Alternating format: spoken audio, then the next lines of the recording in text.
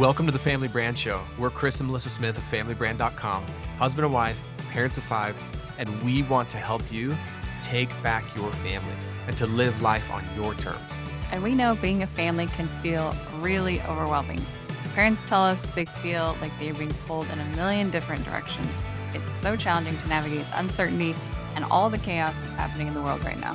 And that's why we want to bring you every single week actionable tips and strategies that you can implement in your daily life to become a better parent, to become a better spouse, and to build a stronger family. And look, there's never been a better time and a more important time than right now to take back your family. You can define what your family stands for, or the world is going to do it for you. And the world needs strong families now more than ever. And it starts right here with your family. Hey, what's up, everybody? Super excited to be here. It feels like it's been forever since we've done a podcast together here in the studio. Here we are. We just got back from our summer break. We'll have to talk about that. Not today. But we took our summer break early, hit New York, Boston, Vermont. Yeah, it was awesome. We'll talk more about it. And we left Tate, our oldest. We left him in Kansas. He's going to be there for the summer. So that was weird too. Another episode we'll have to record debriefing about that. Why we left our son in Kansas? Yeah, because I don't know. It's been a journey. Your oldest moving out for the summer. For sure. We wanted to talk about something that we've never talked about before on the podcast, which is how families or an individual within a family, how they can leverage AI to be a more intentional family. And there's lots of different platforms and ways to use AI. I think Melissa and I have primarily used ChatGPT. And it is just, I don't know if Melissa would share the same sentiment, but for me, in my personal life, with my family and with my business, it just continues to blow my mind what it's capable of, how much it can simplify your life and help you be more intentional, and how much time it can save. Yeah. A little story last night. So I'm on our town's, I recently got put on our town's planning and zoning board. And so we had a meeting last night, and the project we're working on right now is this new vision for our town. I guess every 10 years, your town has to create this new general plan. And I would say I'm probably the youngest one on the planning and zoning board. And I'm 40, so it's not like She's so hip. Super young or anything, but I thought it was interesting. I've missed the last couple of meetings as we've been out of town, but they've been kind of working on it. And I asked him last night, I was like, hey, I apologize, I missed the last couple of meetings, but have you guys ever thought of using like AI or ChatGPT for any of this? Because it could handle all of this like very easily and very quickly. And I felt like, I don't know, I think maybe if you have no experience with AI or ChatGPT, you might be a little bit like, no, like that's a little bit intrusive. It could never do justice to like the project that we were trying to do. Just all these ideas about it. But I promise, and this is what I told them last night, I promise you that AI will blow your mind. And they were cool. They were down to be like, okay, yeah, like we don't know how to use it. So if you want to take the lead on that, I'm going to do that. But I just thought it was interesting, and I could see firsthand, like, oh, if you have no experience with it, it does seem boring. It does maybe feel weird, but I promise you, you'll be so surprised by what it can do for you. Yeah, and I feel like we actually have a responsibility as parents to, at appropriate ages and in appropriate ways, but like, I think we have a responsibility to introduce our children to AI and ChatGPT because it is the future. It's revolutionizing the world and will continue to revolutionize the world. And I feel like a lot of people still, and I was in this camp at one point, a lot of people are like resistant to it. It's going to replace humans. It's a threat. And the reality is like, I don't believe it's a threat. Don't believe it's going to replace humans. I think it's going to help humans be better humans. I think it's going to help us be more effective and be more innovative and more creative and solve more challenges in the world. And so I think we're doing our children and ourselves a disservice by being afraid of it. And rather than thinking about the threats of AI, I think a more useful energy and a more useful thought is, how can I learn to leverage AI to help me be more effective, efficient, productive? And today we'll just talk about some interesting applications to family. So in mine and Melissa's marriage, I won't say who, but one of us likes being on time more than the other. So we're just gonna like, I guess, tell you ways that we've been using it and how it's been serving us lately. Yeah. So Here's number one. I would say one of the biggest, not even biggest, but one of the most consistent sources of misalignment and frustration between Melissa and I is our approach to being on time or not being on time or being late. And we've made some progress certainly in our approach to it that works for us. And it's still at times a source of, frustration and conflict. And so one day I was just like, you know what? I'm going to ask ChatGPT this. So I'll tell you one thing I'm committed to, and I would encourage you to start doing this, even if it feels daunting, even if it feels scary, start asking ChatGPT or AI to do something for you at least once a week. I would say once a day, but once a week, ask it to do something for you. Ask it to create your family's menu for the week, which Melissa can get into that. Ask it to organize a bunch of information that you need organized. Like, ask it to do something for you. Ask it to write an email better. Ask it to organize something. And then this one is, I think, a little bit more intimidating for people. Talk with AI like it's a real human being and seek it out for its advice. And it will blow you away how it can help you. So that's what I did here. I said, hey, I'd love to get your advice. And AI's like, yeah, how can I help? And I basically just gave it the context. And the more context, the better.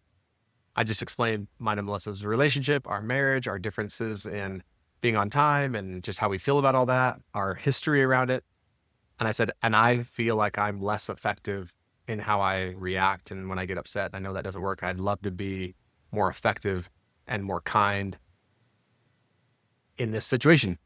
It gave me better feedback and insight and guidance on how to do that and how to talk to Melissa about it than I've ever had anyone else. And I implemented it without Melissa knowing it. And it was a really effective conversation. One of the most productive, effective, least contentious conversations we ever had around it. And it was all just AI. I've even had some scenarios where I'll talk about, hey, here's a challenge I'm having with one of my children, or a frustration, or something I'm struggling with one of my kids, and so there's a way to help it. There's a way for AI to allow you to be more intentional just in like your relationships, in talking with AI and getting its advice. You never did tell me what it told you. Yeah. See, Melissa doesn't even know I did it. She doesn't even know I used the Jedi mind trick on her. No, just kidding. Okay, so I think that's good. And then along those same lines, I have a friend, my friend Nikki. I've had her on the podcast before. She's actually a therapist, and she was telling me that how she's using AI right now, kind of along the same lines.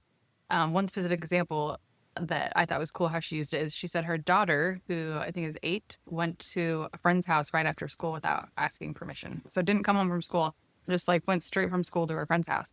And she was like pretty upset with her because she was looking for her and was worried about her. And, it was a safety concern as much as anything. And so she went and asked, you have to give this kind of scenario to the context. Yeah. And she showed, this is actually on Instagram, she showed little screen clips of what it had told her to do. And it was like so wise and so smart. And I think as much as anything, it put a little bit of time and space in between like reaction. It allows you to like think and process a little bit and then decide like, okay, what is the course of action I want to take? And for her, I don't remember exactly, but it just told her like how to talk to her daughter. And then you could even say, how should I talk to this? Like break this down for an 8-year-old, and it could break it down like, okay, this is how I would talk to an 8-year-old about this, or, how would I talk to a 17-year-old about this? And then it would adjust accordingly. So I think that's kind of a cool feature too. It can just tell it what to do and it'll adjust it and make it even better for you. I think another really cool experience story. We were getting ready to go out of town for our trip. We were going to be out of town for a week, so we didn't want to buy a bunch of groceries. So Melissa just was like, I'm going to try something. So she told ChatGPT all the ingredients she had in the fridge. It was like, based on these ingredients, what would you recommend I make? What should I make for dinner? I have zucchini, chicken, I don't know. Tortillas. Random things. And it was an amazing meal. All of us were like, that was one of the best meals we've ever eaten. And ChatGPT was like, oh yeah, based on these ingredients, make this. It's just like, Oh, It's and I had a crazy. head of cabbage. I was like, what am I going to do with this head of cabbage? And it told us to make tacos and use the cabbage instead of lettuce, which I was like, oh yeah, we do that in Mexico all the time, but it was great. Um, and then You've had it plan your meals for a week, like done your meal planning, right? Menu. yeah, Chris and I were going to be out of town for a couples retreat actually, and I just had to create a simple menu for my kids that I can give the babysitter. Boom, it spit that out. Um, Also, if you can ask it to pull like from specific websites, if say you love, I really like Lily Eats and Tells. Say, create me a menu from Lily Eats and Tells for this week or whatever.